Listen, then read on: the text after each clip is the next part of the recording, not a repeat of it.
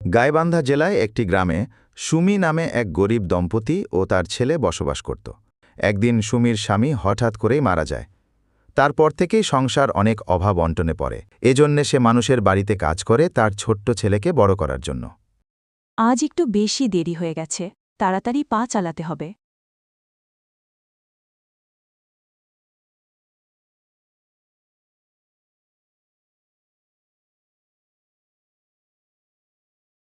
প্রতিদিনের মতো সে আজকেও কাজে ব্যস্ত ছিল, কিন্তু হঠাৎ করেই তার মালিক রাগান্বিত অবস্থায় তার সামনে আসে এবং বলতে থাকে, সুমি, আজকাল তুই এত দেরি করে কাজে আসিস কেন? সমস্যা কি বল? বাবু, আমার ছোট্ট ছেলেটার জন্য খাবার বানাচ্ছিলাম, তাই দেরি হয়ে গেছে। এত কিছু বুঝি না, কাল থেকে দেরিতে আসলে টাকা দিব না, কথাটা মনে থাকে যেন। আচ্ছা বাবু, ঠিক আছে। এদিকে তার ছেলে ঘুম থেকে উঠে মাকে দেখতে না পেয়ে এদিক ওদিক তাকাতে থাকে। মা, ও মা, আজকেও আমাকে রেখে আবার চলে গেছে। ধুর, ভালো লাগে না। এই সুমি, এদিকে আয় তো একটু। দাঁড়াম বাবু, আসতাছি। এই ধর, আজকে কাজের পাওনা, কালকে আবার সময় মতো আসবি কিন্তু, যা।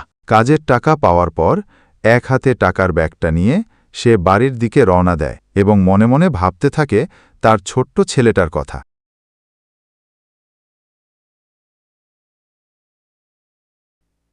মা, তুমি এসেছো? আমাকে না একা একা ভালো লাগে না মা। কি করব রে বাবা, কষ্টের সংসার, কাজে না গেলে খাবি কি? তুই তো অনেক ছোট, তুই বড় হলে আর কাজ করব না। মা, আমি বড় হলে একদিন তোমার সব কষ্ট দূর করব। তোমাকে আর কাজ করতে হবে না, কথা দিলাম। আচ্ছা, ঠিক আছে, পাগল ছেলে আমার, ঘুমা এখন। কয়েক বছর পর ছেলেটা একটু বড় হয়। সে মাঠে কাজ করতে যায় এবং আস্তে আস্তে অনেক টাকা ইনকাম করে। তার ইনকামের টাকা দিয়ে মায়ের জন্য একটা শাড়ি কিনে বাড়ি মুখে রওনা দিচ্ছিল। কি খবর রে খোকা, তোর হাতে কি এটা? মার জন্য শাড়ি নিলাম নিজের ইনকামের টাকা দিয়ে।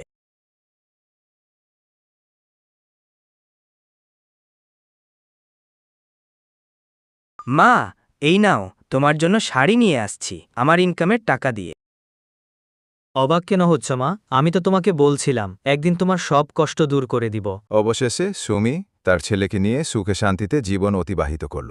একটা করে ভিডিও তৈরি করতে অনেক সময় লাগে এবং কষ্ট লাগে, তাই দয়া করে প্লিজ আর্টুনস গল্প চ্যানেলটি সাবস্ক্রাইব করে দেন।